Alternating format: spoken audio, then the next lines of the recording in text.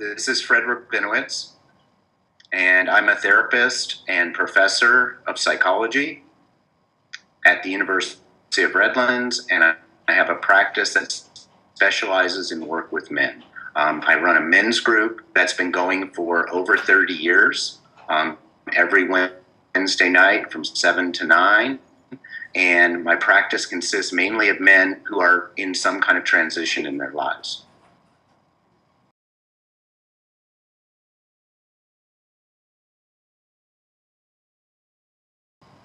Yeah, I would say that men are less likely to seek counseling and therapy, mainly because it's not their go-to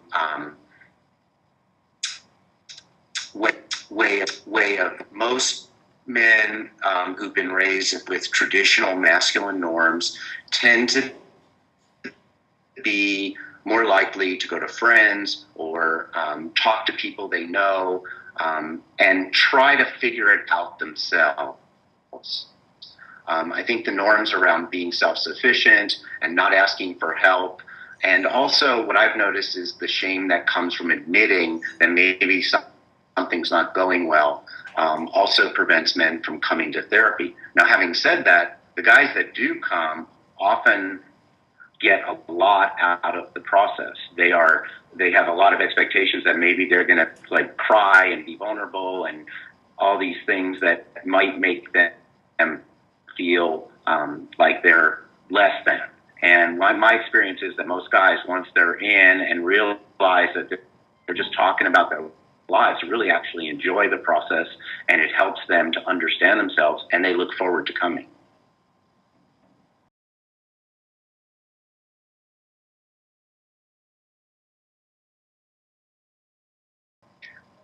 Again, I think it has to do with just cultural norms.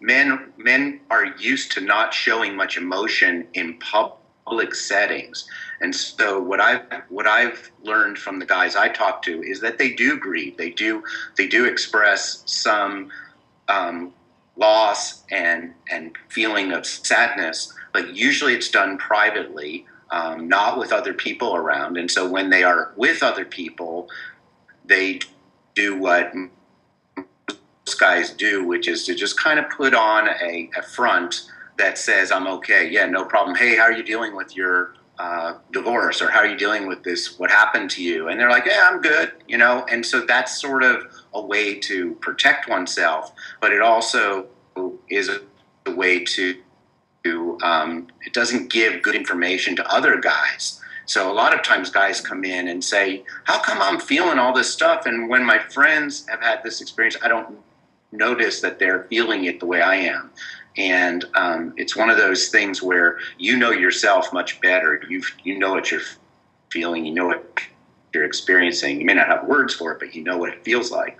And what you are doing is looking at others to kind of get some kind of norm as to how other guys handle things. And in our culture, in this Western culture, there's a lot of, I'm okay, don't worry about me, I'm tough, I'm strong. And so you never really see what's going on beneath the surface. I do think that guys are more likely to distract themselves using drugs or alcohol. A lot of workaholics out there, maybe pursuing pornography, eating a lot, maybe even doing healthy things like running and going to the gym a lot.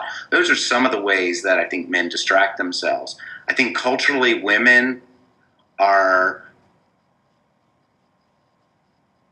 permission to express their sadness, and oftentimes they have a better peer group that actually wants to know what's going on beneath the surface.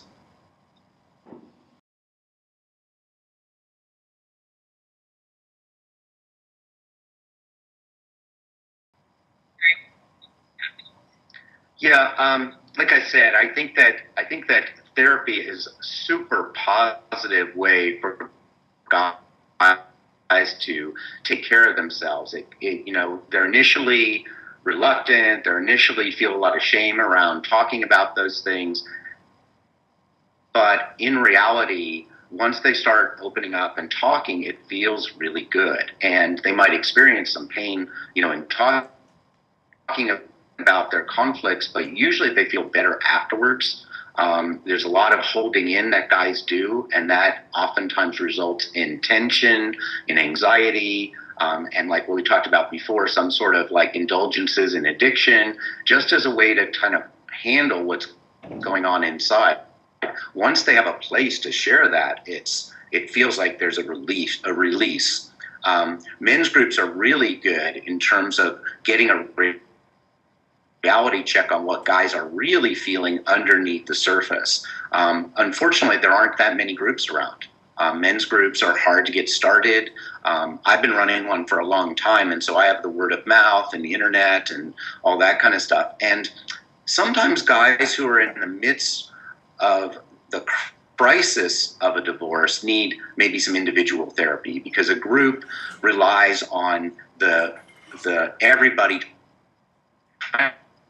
taking turns, and you don't get all the time for your own problem, but in a way what you do is you get to listen to 7 or 8 or 9 other people's perspectives and learn that you're not that different, B, that there are some universal feelings that are common among men, and you actually are one of the supporters of some of the other guys. And so it feels like you're not just taking, but you're also being able to give at the same time.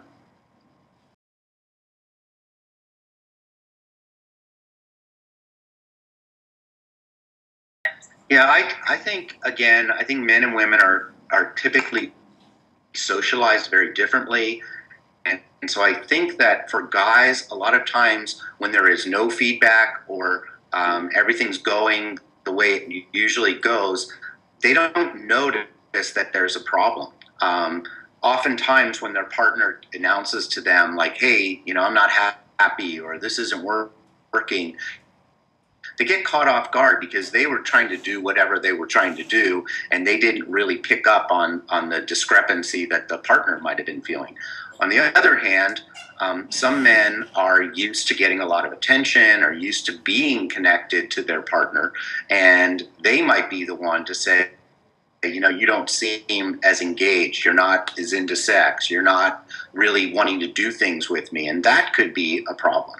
Men who have hooked up young oftentimes find that their work world or their social world changes, as does the social world for their partner, and that there's a kind of growing apart that sort of happens subtly, and there's kind of an awakening one day where you go, oh, this isn't kind of what I thought it was going to be. We're not doing things together. We're not really talking to each other. We're not having as much sex as we were before. And there's this sense that we may have been fine when we were young, but now that we're older, we both want to go in a different direction.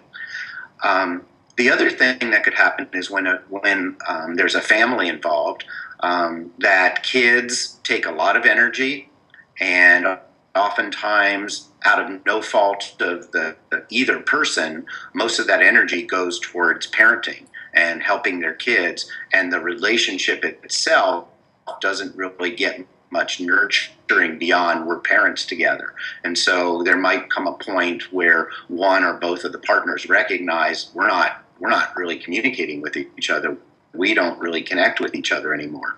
And sometimes too much water's gone under the bridge, and people think that if they can start over again, then maybe that's a better way to go, and they'll be who they are right now when they go into the next relationship. It's much harder to go back to a relationship that started under different conditions and to try to remake it, to go down into the, when I do couples work, we go down into the foundation and the assumptions and try to bring the relationship up to date.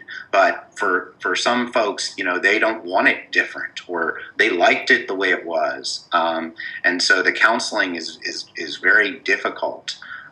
Sometimes I have couples come in and one of the partners has really already bailed, and they're bringing their partner in so that the partner can get some therapy and support. So I kind of get the feeling that one of the partners is already checked out.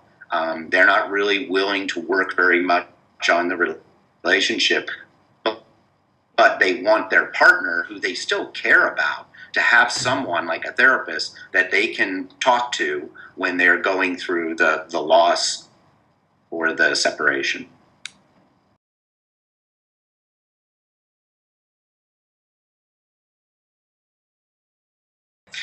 And again, it's individual. Each divorce is different.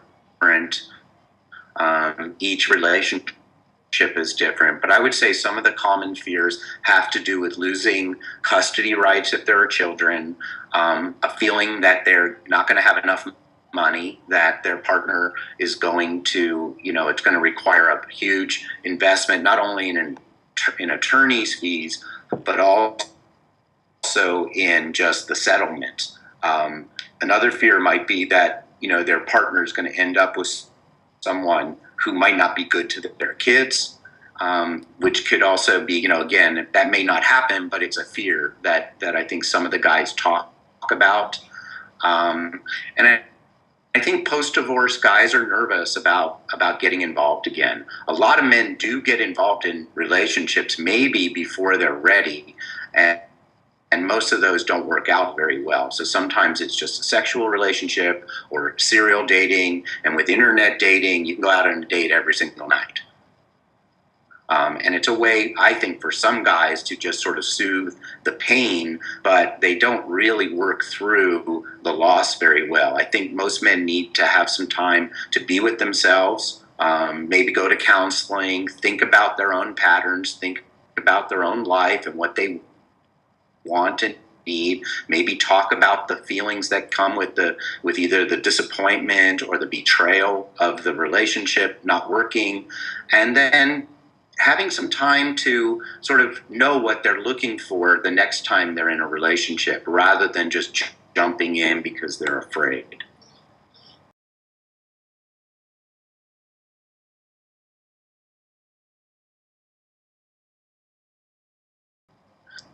I think for some guys, if they've been reliant on their partner to like take care of them, like a mother almost, then they're going to have to learn how to do things for themselves that they weren't doing before.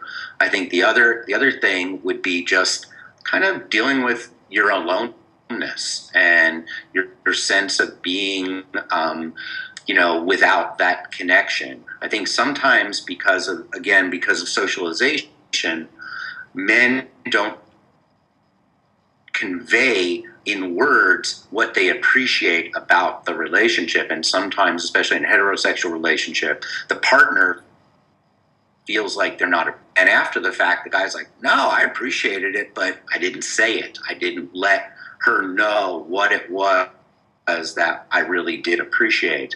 And sometimes guys don't realize that until it's gone. And so for many guys, it's that adjusting to being alone, trying to figure out what they're going to do with their free time, sort of thinking about